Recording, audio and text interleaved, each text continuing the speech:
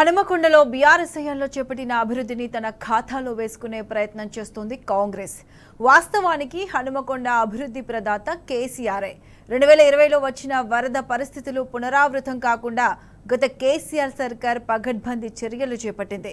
వందల కోట్ల రూపాయలతో హనుమకొండలో అభివృద్ధి పనులు చేశారు.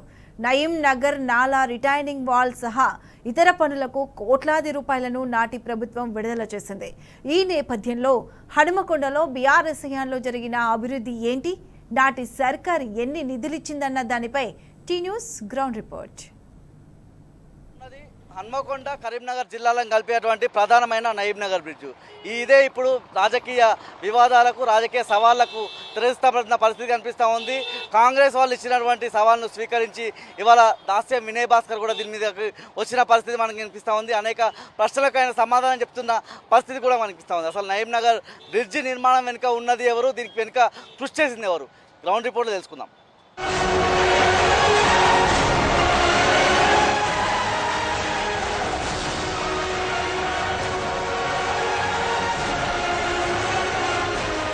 నిజానికి 2022-23 సంబంధించినటువంటి సంవత్సరంలో దేశంలోనే అత్యధిక వర్షపాతం కురిసింది, అత్యధిక వరదలు వచ్చిన సందర్భం. ఇటు ఢిల్లీకే కాదు, ఉత్తరాఖండ్ కాదు, ఇటు ఉత్తర భారతదేశము, దక్షిణ భారతదేశంలో అనేక రాష్ట్రాల్లో బీభత్సం సృష్టించింది వరదలు. చెన్నై కావచ్చు, మహారాష్ట్ర కావచ్చు, అనేక ప్రాంతాలకు సంబంధించి ముఖ్యంగా నగరాలు, ఆయా రాష్ట్రాల్లో ఉండేటువంటి ముఖ్యమైన సిటీస్, ముంబై కావచ్చు, చెన్నై కావచ్చు, ఇటు బెంగళూరు కావచ్చు, ఇట్లాంటి సిటీలు, హైదరాబాద్ కావచ్చు, ఇవన్నీ సిటీలు మునిగిపోయిన పరిస్థితి మనం చూసాము. ఎందుకంటే అత్యధికమైన వర్షపాతం కురిసిన పరిస్థితి, అత్యధిక వరదలు వచ్చిన పరిస్థితి. ఎందుకంటే ఢిల్లీ నగరం మునిగిపోతుందా అనే పరిస్థితి గతంలో చూసాము. హైదరాబాద్లోనూ భీకరమైన వర్షాలు పడిన పరిస్థితి మనం చూసాము. అనేక రాష్ట్రాల్లోనూ ఇదే పరిస్థితి కనిపించింది.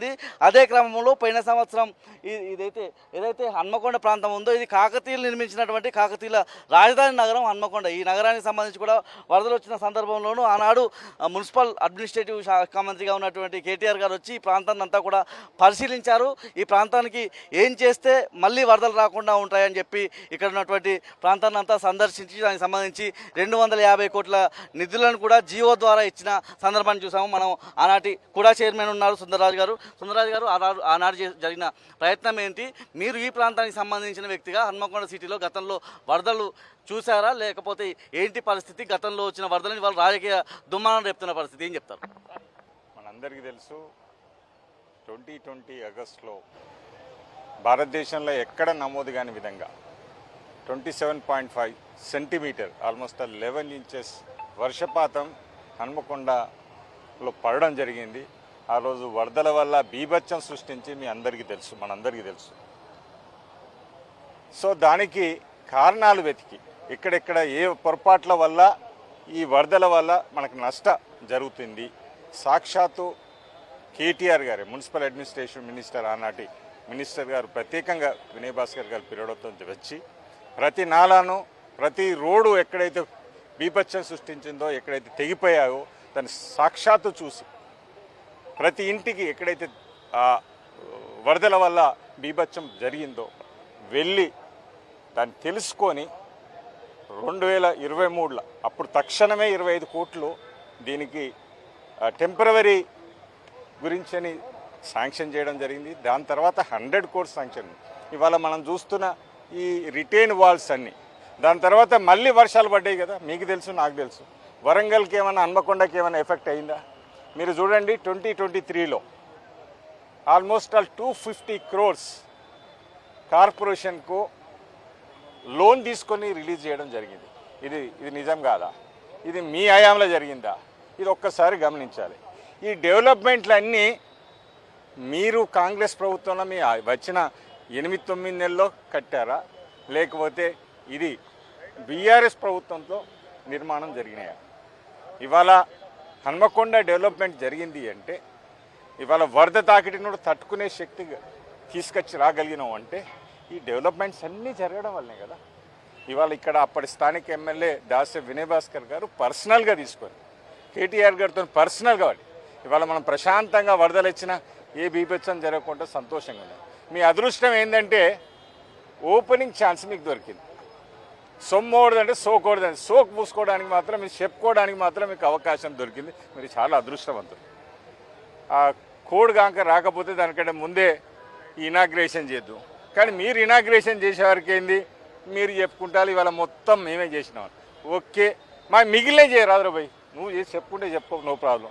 కానీ మిగిలిన పనులు ఏవైతున్నాయో తక్షణమే ఫండ్ రిలీజ్ చేసి, ఎమ్మెల్యే గారు మేము రిక్వెస్ట్ చేస్తున్నాం, తక్షణమే ఫండ్ రిలీజ్ చేసి ఎక్కడెక్కడ రిటైన్ వాల్ ఆగిపోయిందో, ఏదైతే వైండింగ్ ఆగిపోయిందో దానికి కాస్త మీరు చేయండి. ఇప్పుడు ఇక్కడికి వెళ్ళి చూస్తే మనకు ఆ మలుపు తిరిగిందని అవపడుతుంది, అక్కడ రిటైన్ వాల్ కాలే. మీరు అలాంటివి చేయండి. మంచి పనులు చేస్తే ప్రజలు మిమ్మల్ని హర్షిస్తారు. మీకు అవకాశం దొరికింది, మీరు ఎమ్మెల్యేగా గెలిచిండ్రు, మీరు మంచి పనులు చేసి దుమ్ము జల్లకుండా వేరేళ్ళ మీద,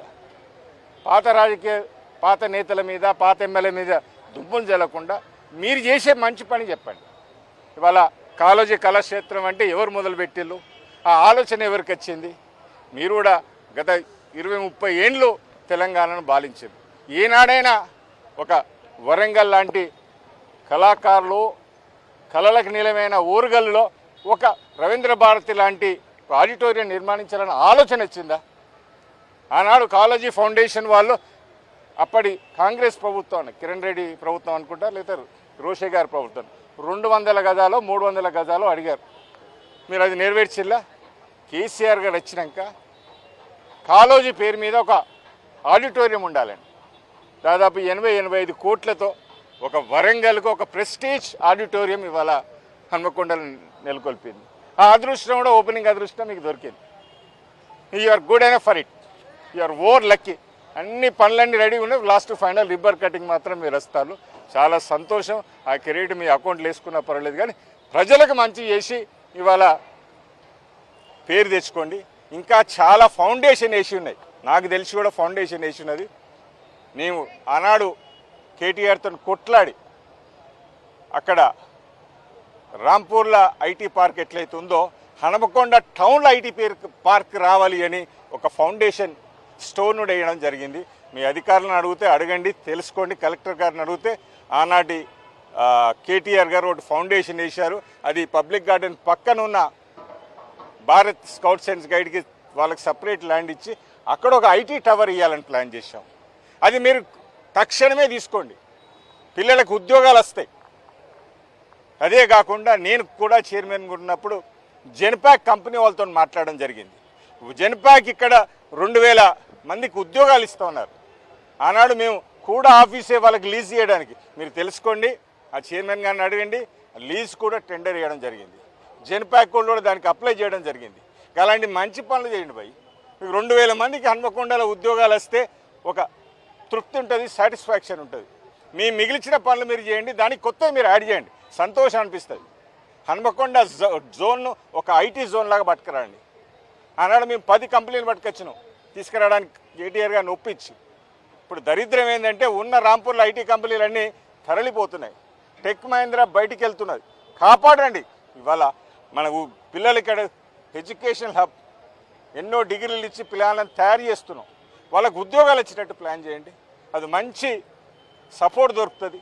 ఎందుకంటే ఉన్న ఐటీ కంపెనీలను ఓడగొట్టుకుంటే మన పిల్లలందరూ నిరుద్యోగం అవుతారు. మళ్ళీ బెంగళూరు, హైదరాబాద్లో అయితే వెళ్ళగొడుతున్నారు. ఇప్పుడు అన్ని ఐటీ కంపెనీలు బెంగళూరుకు షిఫ్ట్ అవుతున్నాయి. ఈ హైడ్రా గొప్పతనమో, ఈ హైడ్రా పాపంతో ఆడున్న రియల్ ఎస్టేట్ డౌన్ అయిపోయింది. స్టేట్ మొత్తం డౌన్ఫాల్లో ఉన్నది. మీరు వీలైతే లిఫ్టప్ చేయండి. అక్కడ సంగతి కాదు, ఇక్కడ ఎమ్మెల్యే గారు బాధ్యత తీసుకొని మంచి పనులు చేయండి, ఎంప్లాయ్మెంట్ క్రియేట్ చేయండి, ఇండస్ట్రీస్ తీసుకురండి. Will be more thankful to you. ప్రజలు ఎప్పుడైనా మిమ్మల్ని హర్షిస్తారు. మీకు వచ్చిన గోల్డెన్ ఆపర్చునిటీని మంచిగా వాడండి. ఈ ఓన్లీ బదనామేసి బట్ట కలిసి జనాల మీద వేయకండి. రివర్స్గా జనాలు కనుక మీ భర్తం పడితే కష్టం అవుతుంది. మీరు ఆలోచించండి. ఇక్కడ ఐటీ టవర్ తీసుకురండి.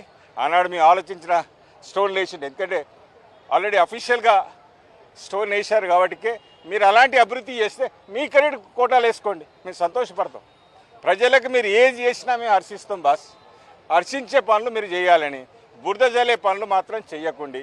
చేసిన ఆ పెద్దమ్మగడ్డల శ్మశాన వాటికని కూలగొట్టిళ్ళు, వాళ్ళ మీద ఏమైనా చర్యలు తీసుకుంటారా చూడండి. తక్షణమే దాన్ని కంపౌండ్ వాల్ కట్టించి దాన్ని నిర్మాణాన్ని డిస్ట్రక్షన్లో పోకండి, కన్స్ట్రక్షన్లో పోనండి అని రిక్వెస్ట్ చేస్తూ థ్యాంక్ యూ.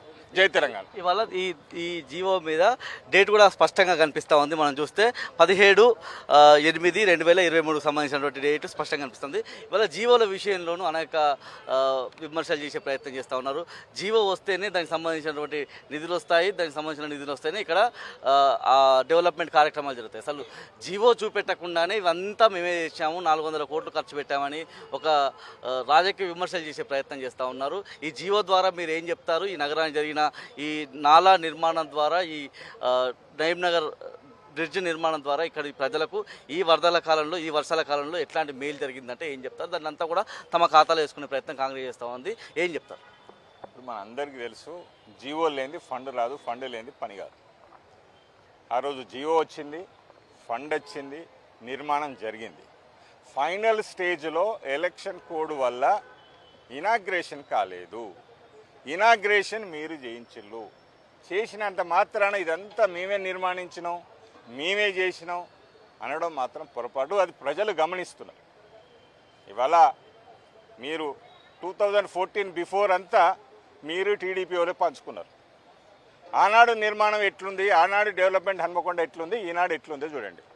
ఎప్పుడైనా మల్టీ సూపర్ స్పెషాలిటీ హాస్పిటల్ గురించి మీరు ఆలోచించేలా చెప్పండి.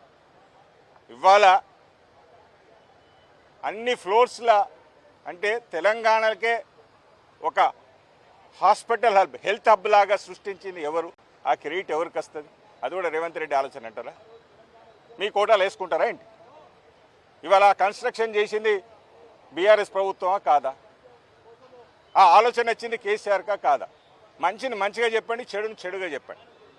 కానీ మీరు మంచి జరిగిందని కూడా మీరు మీ కోటాలు వేసుకొని మీరే చేసినవన్నీ ఈరోజు ఇవన్నీ ఈ జీవోలన్నీ ప్రభుత్వం జీవోలు.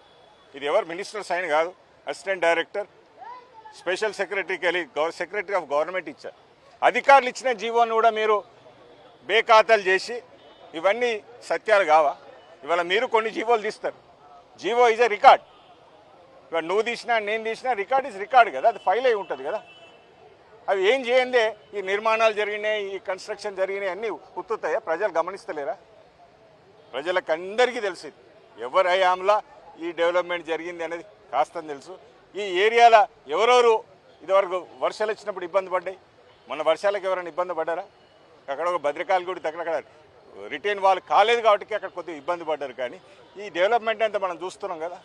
ఒక్కసారి కలెక్టరేట్ దగ్గర పోయి చూడండి. ఇవాళ కలెక్టరేట్లో మీరు మీటింగ్ పెట్టుకుంటున్నారు కదా. మీ ప్రభుత్వాలు ఉన్నప్పుడు ఒక మీటింగ్ హాల్ ఉండేనా? అంత పెద్ద స్ట్రక్చర్డ్ ఆర్గనైజ్డ్ వ్యవస్థ మీ దగ్గర ఉండేనా? తెలంగాణను చులకనగా చూసిళ్ళు.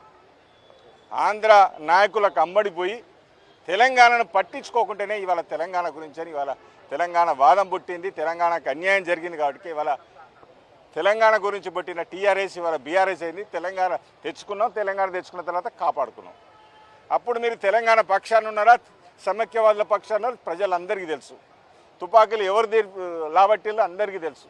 సో ఇవన్నీ గమనించి ఇవాళ ఆనాడు తెలంగాణకి ఇవాళ మంచి జరగాలి అనుకుంటే అది బీఆర్ఎస్తోనే సాధ్యం.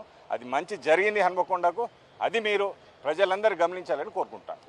ఇది వస్తే కూడా మాజీ చైర్మన్ సుందర్ రాజు గారి అభిప్రాయం ఇది. పూర్తి స్థాయిలో అసలు నయీం నగర్ బ్రిడ్జ్ కోసం కృషి చేసింది ఎవరు అనేది మరింత లోతులోకి వెళ్ళి తెలుసుకునే ప్రయత్నం చేద్దాం. అసలు నయీం నగర్ నాలాకు సంబంధించి అంటే మొదటి బొట్టు ఎక్కడ మొదలవుతుంది, వరద ప్రవాహంగా మారి ఎక్కడ కలుస్తుంది అనే విషయాలు కూడా తెలుసుకుందాం. దీని మధ్యలో జరిగిన పని ఒక నాలా నిర్మించడం అంటే ఒక బ్రిడ్జ్ మాత్రమే నిర్మించడం కాదు.